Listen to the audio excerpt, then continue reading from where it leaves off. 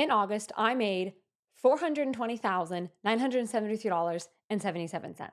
I'm going to share my screen now, prove it, show you how we did it, give you the whole breakdown. Let me add my face.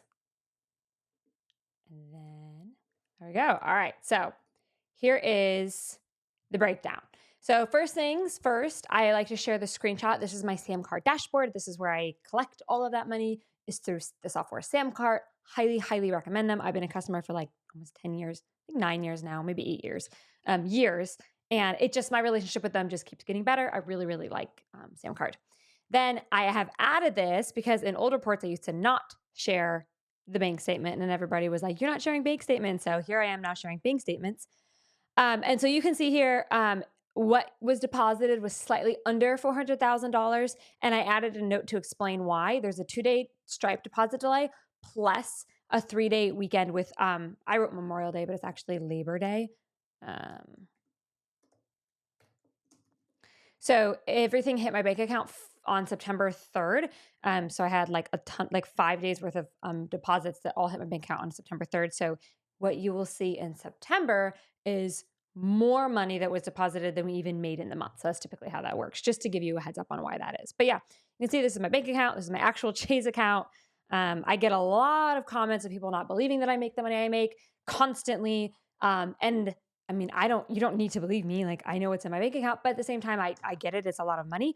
And so I like to just share as much proof as I can. And then this year, come tax season, this will be the first time I'm actually sharing my, what is it called? My tax filings. So I'll be sharing with you like my actual tax statements. So you can see how much I give the IRS every year, which is lovely. So expenses this month were about $150,000. We're going to break it down even further, but you can see the big bulk of that is advertising. So that means I had a 64% profit. I'm really big on being transparent, not just with, hey, I pulled in $400,000, but also here's what I actually took home. And so I break it down even further. I paid myself about $270, but then I obviously have to pay a shitload of taxes. And so I set aside literally 50% of what I took home goes to taxes. And then, so that left me with whatever 269 minus 134 is. I put that much into my like savings and investment. And then my living expenses this month were $15,000. So $15,000 is a lot to spend in 1 month, but I did travel, and it's also a very tiny percentage of what I bring home. That would be as if like, if we take off, that would be as if like someone made, if the math on this is right, it's like if you made $100,000 and you spend $1,500 that month, something like that. I think, I don't know. I'm not super good at that. But you get it. Like, it's a tiny percentage. So here's what went well this month. We hit our our second $400,000 month in a row. And we're actually on track for another $400,000 month in September. So I think it feels very safe to say $400,000 is our new minimum. We actually feel super clear on what we need to do to go even further than 400,000. Our constraint is time, because I'm a mom, I have a little kid, and I want to spend time with her. I really enjoy the fact that my toddler takes up 90% of my time. I want that. And so that's like a good thing for me. But if that means I'll slow a little more slowly, so be it. Like, I don't care. I'm doing great. So it feels good. Like, it's record breaking. You guys probably know, because I talk about it nonstop, but I was stuck at $100,000 months for about 4 years. So I had a very long plateau. I did not know how to get past $100,000 a month. And then I finally figured it out. It finally clicked. And that's been super exciting to finally break that plateau after spending 4 years truly trying every single month to break the plateau and failing. And I know it doesn't seem like a lot, but when you do something 48 months in a row and you don't get any progress, like, it is discouraging. So that's the first thing that went really well. It's just like solidifying that this is our bare minimum every month, which feels amazing. And then the second thing that went really well is we're scaling our ads. And I know that if you're just getting started, it feels like you're not ready for ads yet. But I made a video talking about why everyone should be running ads, even if you're just getting started, even if you're brand new. We have a $5 a day strategy that will basically take the $5, turn it into $15. Then you reinvest that $15, turn that $15 into $45. And then you do that. And if you reinvested 100% of what you made from the ads, it was something like $5 to $10,000 in a period of time. So I don't remember the exact period, but I go over all of that in the video.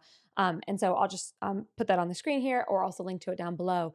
I think that no matter what stage of your business you're in, you are leaving money on the table by not setting up simple, basic ads. It's not complicated ads. It's not really crazy things. It's very simple, very basic ads. It's a few buttons, like literally a few steps, and you could be making more sales and you could be making more money. So we're on the far end of the spectrum where we're scaling ads really well. So Rose and I, my sister, she does all my ads for me, like with me. We've gotten into a really good flow where we're coming up with new creatives. So creatives are like images or videos. Like it could be like something we do in Canva, for example, or a video of my head or whatever, right? And we've gotten into a really good flow with coming up with new ideas that we're testing. And so we've been very successfully scaling our ads. For those of you who are a little bit more experienced, you'll be interested to know that we've maintained our 3x return on ad spend, our 3x ROAS. So for those of you who don't know what that means, basically we at a massive scale will put in $1 and make $3. In our case, we put in like $100,000 and make $300,000. So that, just so in case you don't know, can be hard to do when you spend a lot of money on ads. It's very easy when you're only spending a little bit of money on ads, which is exciting if you're a beginner. But as you get more experience and more advanced like myself, you have to be very talented to maintain that 3x ROAS. And so it's a really big milestone that we've been able to do that. And then finally, we're super clear on what we need to do to scale to a $10 million company, which is just launch and scale new products as fast as possible. Like that's it. If we just did that, now, if you're as fast as possible, doesn't mean put shit out, right? Like it's as fast as we can do it well. And I will tell you what's been so exciting is every new product we create, our customer says better than the one we made it before. And that's our exact objective is each thing that we launch, each thing that we make, we want to blow your minds again. So we keep having to top our last performance. And so that takes time to do that, right? So it's not just like, oh, let's launch 7 products this month. It just doesn't happen that way. It's intentionally make very good products with the intention of launching excellent products as much as possible.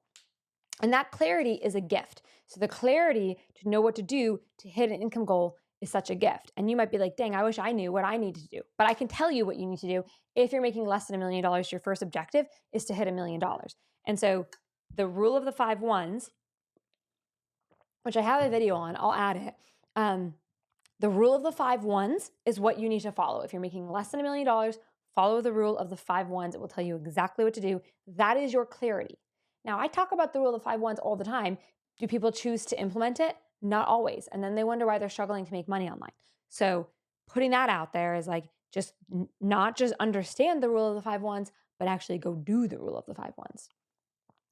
So things that broke this month, I always share that in our income report because before we figured it out, we like hit a point where we were scaling and I think we've like settled, but things just broke when we first broke that 100K a month plateau. Oh my God, it was like there's 8 fires a day. It was a nightmare.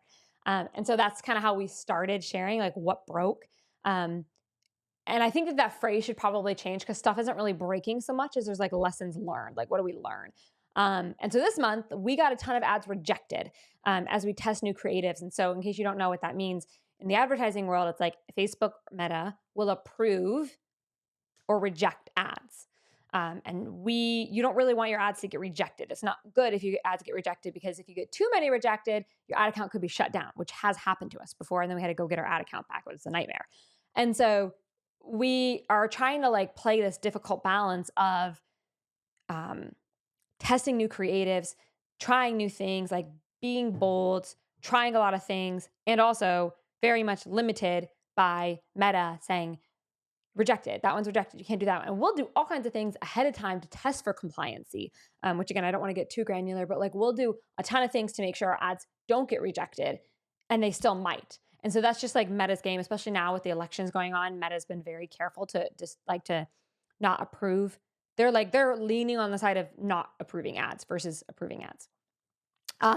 One thing that I want to note before we get into like the expense breakdowns is that a lot of people really struggled to believe my income reports, especially last month where it was $400,000, even with bank statements. I saw a ton of comments online, on Instagram, on YouTube, where people were saying my $400,000 month was a fluke. I'm happy to say that it wasn't. I did a second, and we're almost a third of the way through September, which is scary. But we're right on track for a third $400,000 month. And so if you are watching this because you don't believe me, I want to validate that first because it is a mind bending amount of money. So I do validate that. And I know how you feel because I used to be right exactly where you are, where I didn't believe any of the income reports I saw. And I was doubting and I was skeptical. And really, what it was me rejecting the fact that anyone could make that amount of money and certainly could make that amount of money legitimately. So I had to train my mind and reprogram my mind to celebrate the people who were claiming to make XYZ dollars. Even if I didn't believe them, I would make a point to say, you know what? That's awesome for you, girl. You go, girl. Even if I didn't believe them, right? We're not going to fake a belief we don't have. But I'm like, look, on the tiny percentage chance you're actually making that much, good for you. You're rocking. And what happened is it was the beginning part of not rejecting that amount of wealth was possible for me. Because if you start to believe it's possible for them, if you start to celebrate it for them, you start to believe it's possible for you, and then you end up where I am, where you actually are celebrating it for you. So when you get triggered by someone's income claims, even if you don't believe it, cheer them on the tiniest possibility that it might be real. And if you want that kind of money, right? If you don't want that kind of money, just leave a hateful comment and move on. Like, it's fine. I can handle it. But if you actually do want this amount of money for yourself, learn to celebrate. And then that's going to open the window, a tiny crack for the belief that it's actually possible for you to have that too. So that's my notes on that. And I don't reply to a lot of comments, especially I'd rather spend my time replying to comments of my students who are asking questions, right? That's where I'm going to put my time. I'm not going to spend any time replying to comments about people being, skeptical. Like, if you don't believe my bank statements and soon to be revealed my tax statements, then you're just not going to believe it. And that's fine. And I don't want to spend any more energy on it, but I did want to address that because I don't want people who are close to like stepping into the territory where they can actually make money and do really well to miss out because they're triggered by my income claims. Okay. Business expenses. Let me just take a sip of water here. Business expenses, advertising and marketing, $85,000. So we spent $85,000 on ads. That's actually low for us. We usually spend closer to around $100,000. But we got so many ads rejected that we wanted to play it safe and turn off a bunch of campaigns that kind of like towed the line. And so we turned off some ads that were working really well for us because we wanted to just play it safe with Meta. Labor slightly more than usual is $26,000. I have a couple of people, so I really don't have a lot of people on my team, which is excellent. I love having a small team. Bank charges and fees. So obviously, like, the banks get their percentage of everything I make. Subscriptions were $7,000. Refunds were high this month. I don't know why. They're normally right around $3,500, and they were like more than double that. So I'm not really sure what's going on there. So I got to reach out to my general manager and figure out what's going on there. And then insurance was the same as it always is. In my personal life, I set aside a little over $100,000. My rent is about $5,000, about $6,000. I traveled. I was just to see family, so it wasn't super expensive. But Ellie, my daughter, now is big enough to have her own seat, so I'm buying twice as many plane tickets. I like to treat meals when I'm out there or whatever, and so that's what that is. Groceries, I buy basically only whole food, very organic. So it is more expensive, and I'm super lucky to have that. This month was Ellie's birthday month, so we spent a lot of money on Ellie's birthday. And then this is unrelated gifts. I try to give as much as I can. Part of this money, a big percentage of this money is given away, and I just never talk about it. But in case you ever wondered, like, where's the generosity? A massive percentage of this is given away every month, and I just don't list it because I don't care to. But I did do like extra little gifts this month for people. I just felt like it. It was fun. Eating out.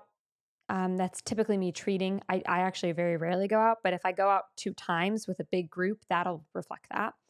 $600 for beauty, clothing, household, electricity, miscellaneous, gym, entertainment. I don't know what that is. It's probably like my subscriptions for my Netflix or whatever. Vehicle. I think this was me getting my car cleaned and my gas. I didn't have a lot of gas because I was traveling so much. Okay, so people like to know. So that's what I put in the income reports here. Now, I have a couple of resources for you depending on where you are at. If you see this and you're like, where the hell do I start? Okay. First thing that you need is a digital product that will go viral. So I actually want to show you a different page. This is the wrong page. This is the page I want to show you. So this is how I show you how to create a viral digital product. If you don't have something to sell, this is the resource that will help you do that. So I basically teach you how we make a product that we know will go viral, that we know will do really well. And sometimes people spend a lot of time creating a product that is not positioned to go viral, that is not set up to go viral. And then it's such an uphill battle to make money from it versus if you build the product right from the beginning and implement what I've learned by launching like literally over 100 products at this point. I know what'll make a product go viral. I know what'll make a product flop. And you can save yourself a lot of tears, to be frank, by implementing something like this. So that's an option. Once you've got your product built, the next stage is to get traffic to your checkout page, right? So you've got a checkout page of a product and you got to get traffic to it. So there's two ways that you can do that. The first is with Instagram. And so I teach people how to leverage Instagram Reels to get traffic to their checkout pages. And so if you see here, you create strategic reels and carousels to organically attract buyers to your profile. The more traffic you attract to your profile, the more sales you'll get. And so my students who have this one, they do super well. I have results everywhere. This is the one to get if you want to grow organically. If you want to do it a little bit differently, you can run ads to your checkout page. And that's what the ads course teaches you how to do. So ads, the nice thing about organic is that you don't have to pay any money for it. The nice thing about ads is that the ads do the work for you. So ads are a little bit easier, especially if you do it the way we teach, where you have like a $5 a day strategy. But they're both really good, and students see really good results in both of those. So this is the $5 a day strategy I'm talking about with where she put in $5. So you can see here she spent $49, made $166 in sales, profited $117. And we have a lot of students on this page who we talk about doing exactly that. So those are the steps. It's first you got to make a product that's going to actually go viral. Then you got to get traffic to it. You can do it for free organically, where you're leveraging Instagram Reels and carousels and you're creating content to do that. Or you can do ads. We do both. So about 50% of our income comes from organic stuff like Instagram, and then 50% of our stuff comes from ads. And then if you already have all of those or you want more coaching from me directly, I do have a coaching group that you can join. Basically, you get access to this exclusive Facebook group. You ask your business questions, I answer them for you, and then you can also come on business coaching calls. It's a one-time fee of $300, so it's not bad at all. And you can just be in it forever. So those are your options. I share that because in the comments of these YouTube videos, I always get questions like, how do I start? Or I have this, I don't know where to go, I don't know what's next. Those are the steps. First, have a product that's going to actually do well. That's like half the battle. Then you got to get traffic to that product, either going to be organic, which is free, or paid advertising. Both are really good. I mean, honestly, I think your best case scenario is doing both, but each one has pros and cons. And so you can kind of read the page here and kind of pick which one sounds better for you. In the meantime, I am on my way to church, so I'm going to go get ready for that. And I will see you guys in the next video. Thanks for being here.